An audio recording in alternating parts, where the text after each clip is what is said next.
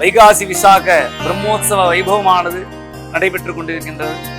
வைகாசி விசாகம் ஏராளமான ஆலயங்கள்ல விசேஷமா பூஜைகள் நடக்கும். சிவபெருமானுக்கும் முருகப்பெருமானுக்கும் உகந்த பூஜைகள்லாம் இந்த வைகாசி விசாக நன்னாள்ல பண்ணுவாங்க. 10 நாட்கள் நடைபெறக்கூடிய இந்த மகோத்சவம், முதல் நாள் சுவாமியினுடைய கொடி ஏற்றுதல், துவஜாரோகணம் அப்படின்னு சொல்லுவாங்க. இந்த 10 நாட்களும் சுவாமிக்கு ஒவ்வொரு நாளும் காலையும் மாலையும் யாகசாலை பூஜைகள்.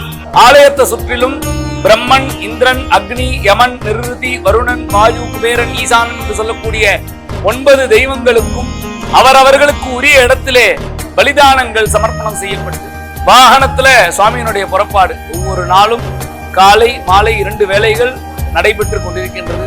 மந்திராதீனம் தெய்வத்தம் அப்படி இருக்கக்கூடிய சுவாமிக்கு மந்திரங்களால அந்த சுவாமிக்கு நம்ம எல்லாத்தையும் சமர்ப்பணம் பண்ணிட்டு இருக்கோம்.